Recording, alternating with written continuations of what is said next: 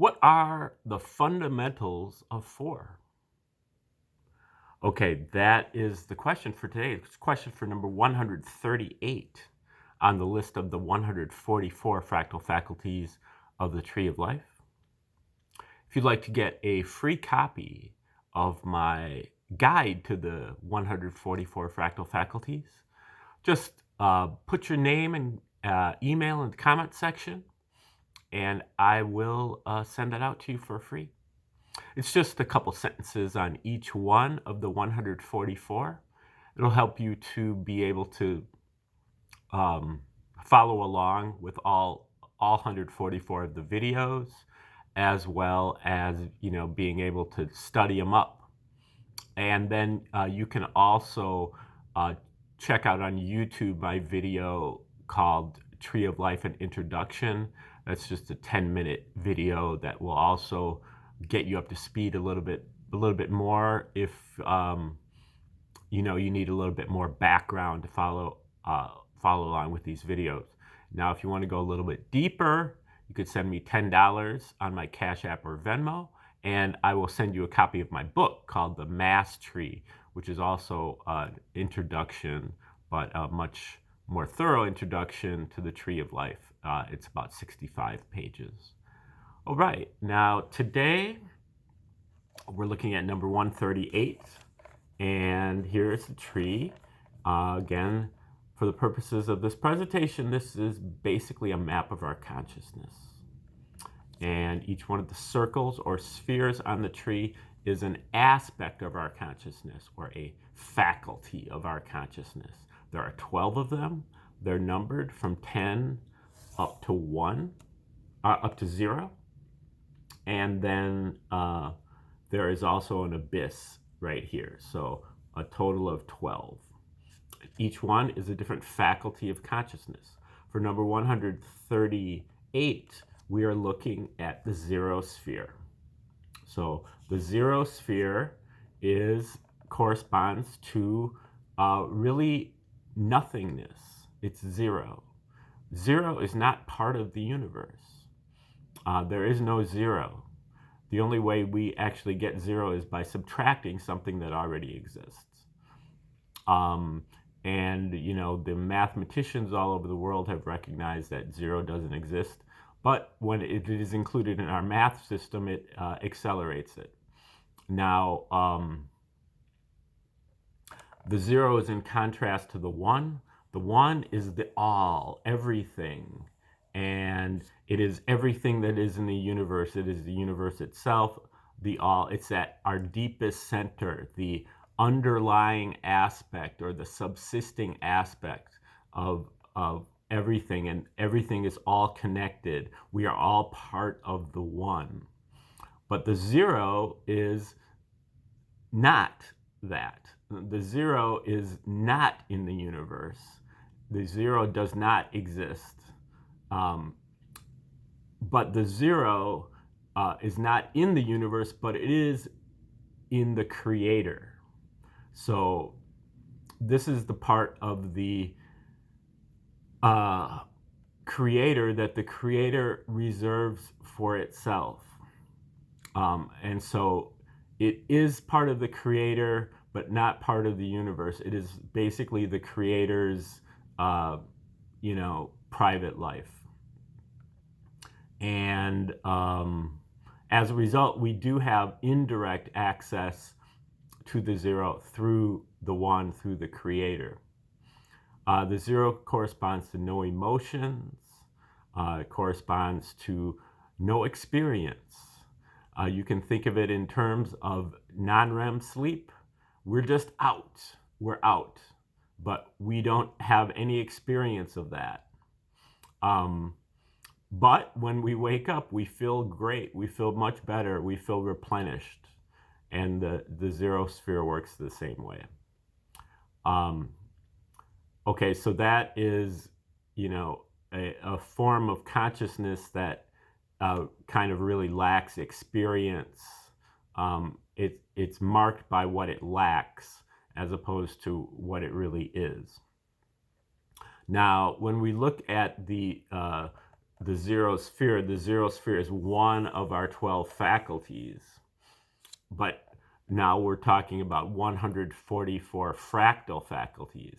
What we're really doing is taking the tree of life to the second power, which we do by taking the whole tree and shrinking it down to just the size of one sphere. When we do that, we're more or less, we are superimposing a whole tree on each one of the spheres. So on each one of the spheres, you can imagine that there is a miniature tree.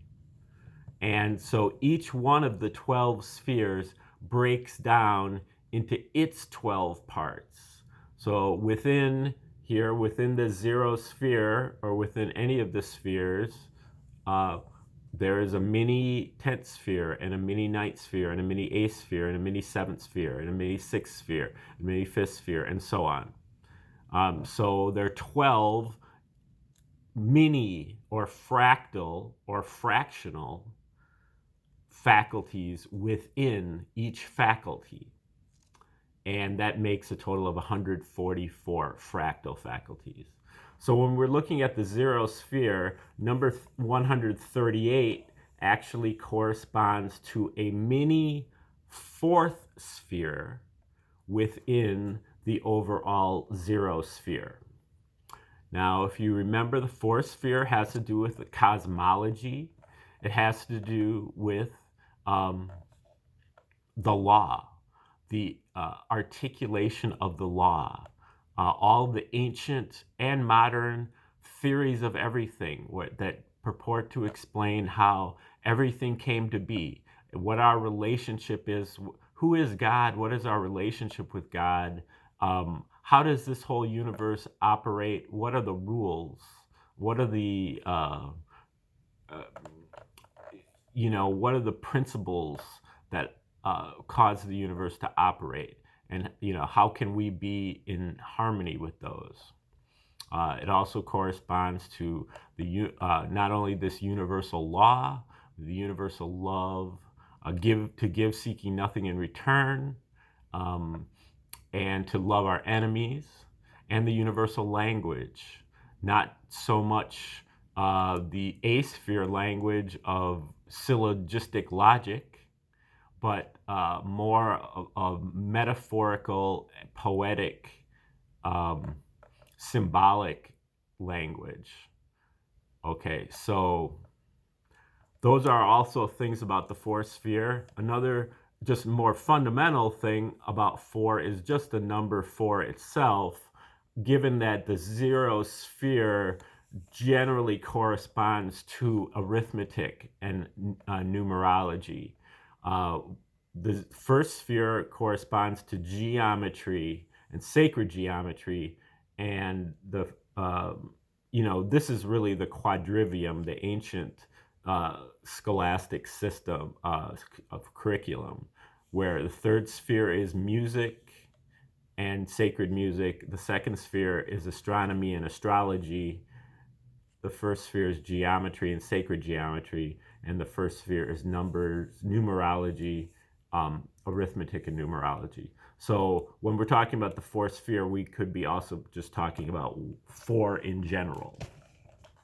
And that is mainly what we're doing here. So number 138 is called 4 squares, 4 solids, 4 noble truths.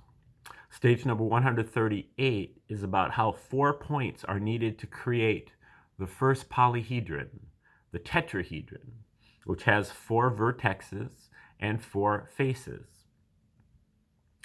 It is about the playground's 4-square court,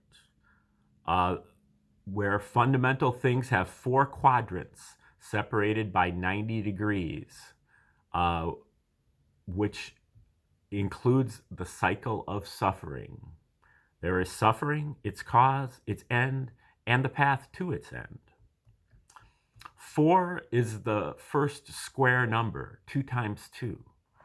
It includes 4 separate squares, just like on the playground. On this court, there are fundamentally 4 quadrants separated by 90 degrees, just like the powers of I, the imaginary number. There are 4 different kinds of motion: translation, rotation, vibration, and rotational vibration.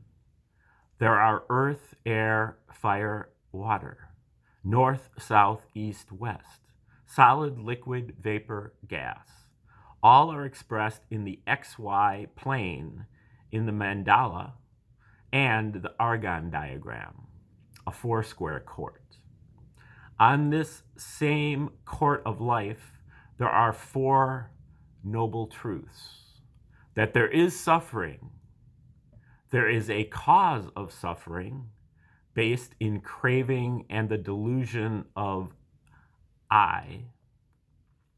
There is an end to suffering, and there is a path to that end of suffering, being vipassana meditation. There are 4 fundamental numbers of creation. To get them, take any 2 numbers that are prime to each other and take the sum and difference of them to make 4.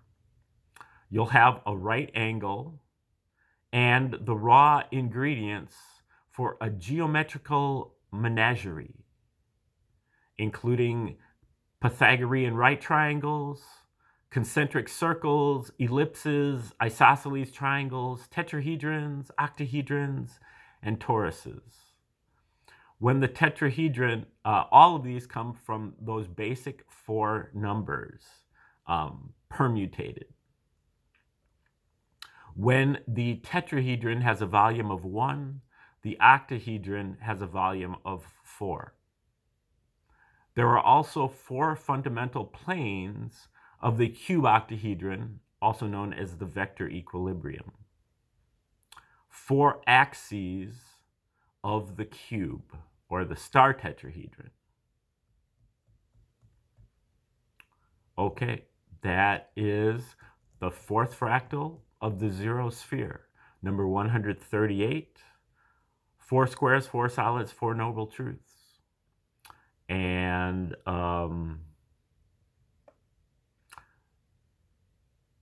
that is utilizing a lot of, I guess, Buddhist theory. There is some sacred geometry, some synergetic geometry, and also some quantum arithmetic, which is a great subject that we'll also get. We'll get into all those subjects in this course, on this channel. Once we get done with this tree of life, which we will be done with in about 6 days. So, the tree of life is a great thing, and it's important to lay the foundation with the tree of life, because if we can get the tree of life to some kind of automaticity where we really understand it to the point where we don't have to really think about it, but we can just use it in the same way that 2 + 2 = 4. We don't have to think about it. If we can get the basics of the tree of life to that point, then we can take off with the with its use, because it becomes part of our subconscious, and it really becomes part of the anatomy of our mind. And just like the lines connecting the tree of life are like our bones or something, and the spheres are our organs, and we're able to make connections. We're able to memorize things and remember things a lot more easily. We're able to make a hierarchy of priorities within the tree by doing all those things. And so if we can get the tree as our foundation, it makes studying all these other subjects that much easier. So that's why I'm laying the foundation with the tree of life, but then we'll be getting into other subjects very soon after that. All right, now thanks for tuning in. Stay tuned on this channel. We will be doing number 139 tomorrow. Again, if you'd like a copy of the all 144 fractal faculties of the Tree of Life, just put your name and email in the comment section. I'll send it out to you for free. $10 to my Venmo or Cash App will get you a copy of my book, The Mass Tree, Reclaiming the Kabbalah from the Cabal, and that is an introduction to the Tree of Life. Also, you can also donate to me directly through Cash App and Venmo if you're feeling in the holiday spirit and you have some extra and you'd like to donate it to future research on this channel. Otherwise, have a great day. Hope to see you soon.